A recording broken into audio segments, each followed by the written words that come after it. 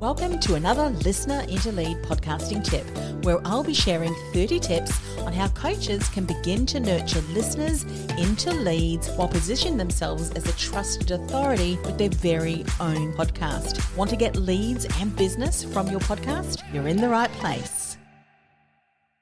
Hi, this is Anne-Marie and welcome to another Listener into Lead podcast tip for coaches and consultants who want to launch a podcast to nurture listeners into leads, get clients, and build their business with their podcast. This is tip number 22.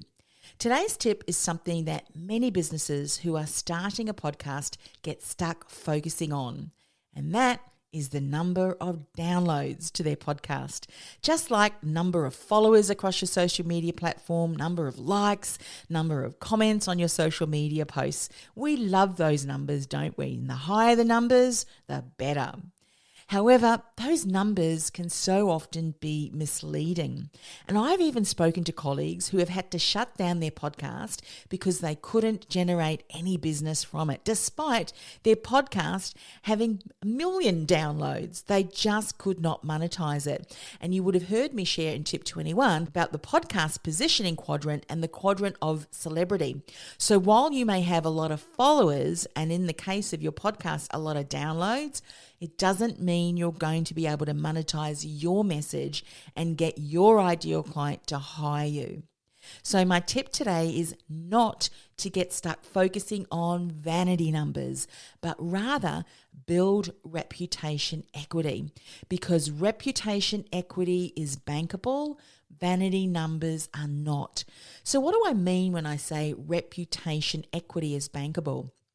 Well, when you've got a reputation of bringing valuable insights, a reputation of delivering results in a specific area, and there's a real need in that specific area that your ideal client is struggling with, well, guess what?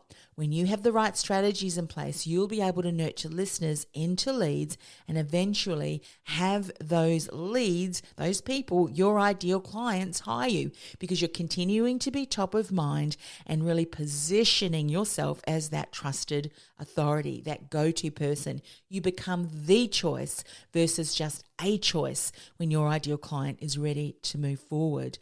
And it was building reputation equity with my podcast, The Ambitious Entrepreneur Show, that saw several people message me and ask me if I would consider selling my podcast after I announced I was stopping production. See, that's the reputation I'd built over the years for that podcast and compelled people to reach out and inquire. Now, if I hadn't built its reputation, I'm sure no one would have been interested. And you would have heard me share on previous tips in this Listener into Lead series that I was actually surprised myself. It wasn't till then that I realized how much of a reputation had been built.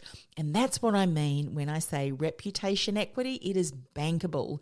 You can bank that. People will hire you, recommend you, refer you, all of that when you have built that reputation as a trusted authority in your industry.